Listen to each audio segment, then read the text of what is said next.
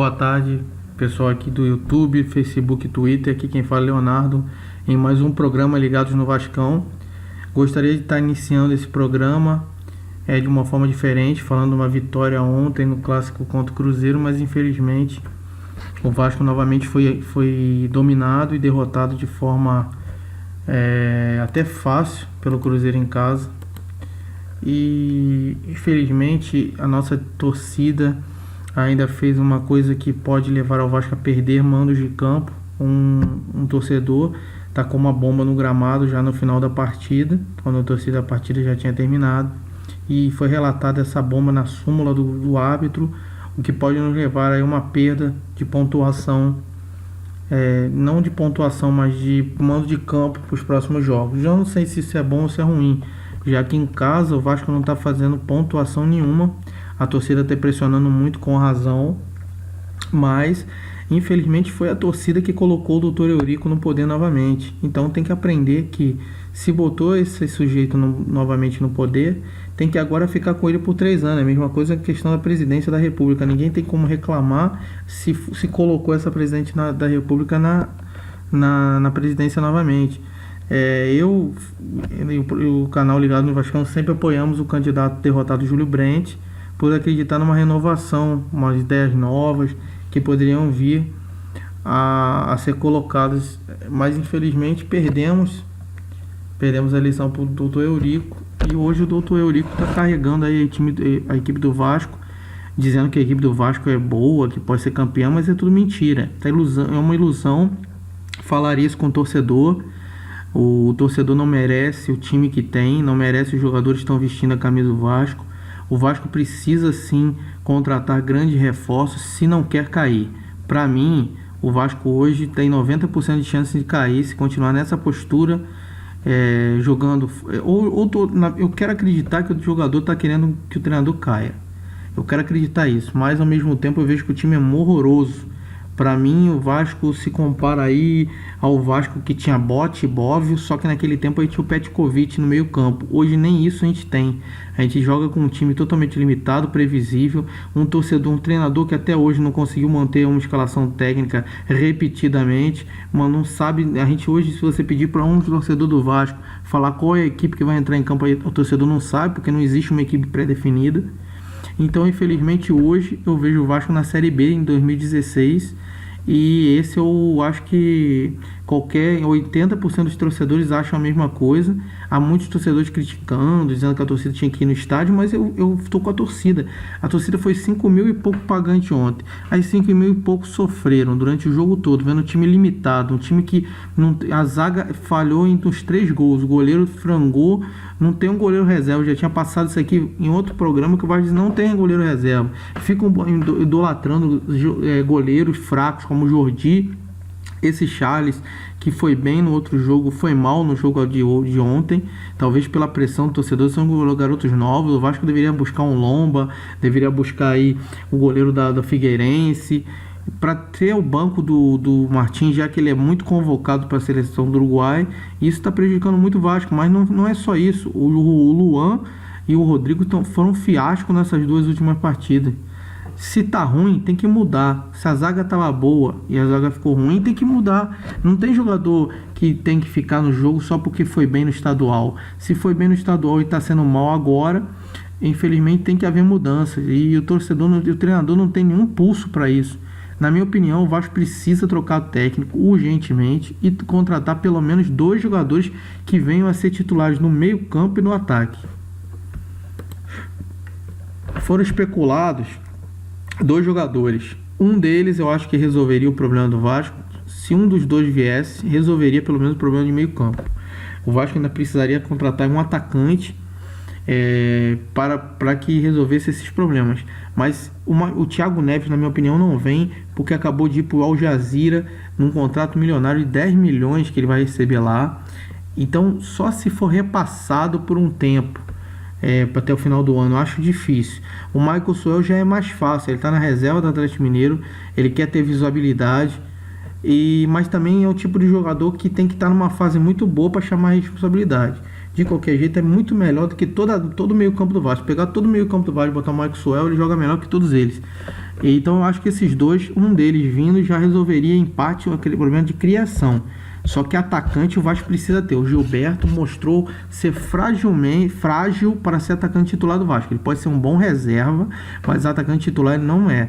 O Vasco tem que se livrar logo de uma vez do Thales, negociar ele, tentar botar ele em um dos jogos, acreditar que ele vai jogar bem, para negociar ele na janela do meio de ano, ele e os Luan, para fazer caixa para contratar os grandes jogadores. Eu acho que esses dois saindo, o Vasco tem como ter no banco de reservas zagueiros melhores. O Anderson Salles é um bom zagueiro, o Aslan não é ruim, né, que não dão oportunidade a ele. Então o Vasco precisa ter essa metodologia, esse pensamento, liberar jogadores e para contratar outros, e essas duas peças jovens como o Luan e o Thales dariam esse aporte financeiro para o Vasco ter grandes contratações e sair desse marasmo e dessa posição ridícula que nós contamos hoje, que nós somos penúltimo lugar, sendo motivo de chacota não só no estado como fora dele. Diego e Luiz Fabiano resolveriam o problema do Vasco? Essa é a pergunta que faço a vocês, torcedores vascaínos. Na minha ideia, o Vasco precisa de um craque, de uma referência para chamar responsabilidade, para chamar marcação de adversário, e eu acho que esse jogador seria sim o Luiz Fabiano ou o Diego, poderia ser um dos dois. Eu falei no último slide a respeito do Michael Suel e do Thiago Neves, mas o Michael Suel e o Thiago Neves são jogadores que eles até carregam a marcação, mas não tem um nome pré-formado. O Diego e o Luiz Fabiano já teriam esse nome. É um cara que jogaram muito bem nos clubes que passaram, tem um jeito de jogar diferenciado, e eu acho que o Vasco teria um como, sim. Eu não consigo ver o senhor Horta, não aparece nesses momentos, só aparece o Eurico. E o senhor Horta não pode dar um aporte financeiro para o Vasco contratar pelo menos um grande reforço? Nem que o Vasco depois tem que pagar esse senhor, mas o Vasco tem que resolver um problema, tem que estar melhorando, seja lá como for, mas tirar o Vasco dessa situação, o Vasco subir pelo menos para 14º, 15º, parar o Brasileiro esse ano lá no meio da tabela, e ano que vem reformular a equipe pensando em uma melhoria, esquecer campeonato estadual. Campeonato estadual é um campeonato falido. Torcer que volte o Rio-São Paulo para fazer com que o Vasco ganhe mais dinheiro com esses campeonatos e faça uma pré-temporada com esse campeonatozinho de início de ano, para que a gente entre no Brasileiro para tentar ir brigar lá em cima e não lá embaixo, como a gente tem brigado nos últimos anos. O Doriva perdeu o comando do clube, isso é certo. O vestiário do Vasco, o Doriva perdeu. Então o Doriva deve sair. Não existe essa situação de houve uma conversa no vestiário, no gerente, o gerente não manda porcaria nenhuma. Se o doutor Eurico quer a demissão, o doutor Eurico tem que demitir, não tem que só ir para frente das câmeras e falar que ele não é treinador, presidente que demite treinador. Mas nesse momento o Doriva está quase chegando à campanha que ele fez ridícula do Atlético Paranaense no ano que passado. Muita gente não lembra disso. Ele foi campeão no passado no Ituano, foi para o Atlético Paranaense sendo campeão estadual maravilhosamente. Eu vou dirigir o Atlético Paranaense. Chegou no Atlético Paranaense, perdeu 8 seguidas. No Vasco já tem 7 vezes, 7 insucessos. Mais um, ele empata com a série do Atlético Paranaense. Então ele não é treinador para brasileiro. Ainda não. Pode ser no futuro, com mais experiência, ser, mas hoje não é treinador brasileiro e merece sair nesse momento, sim. O problema são os nomes no mercado.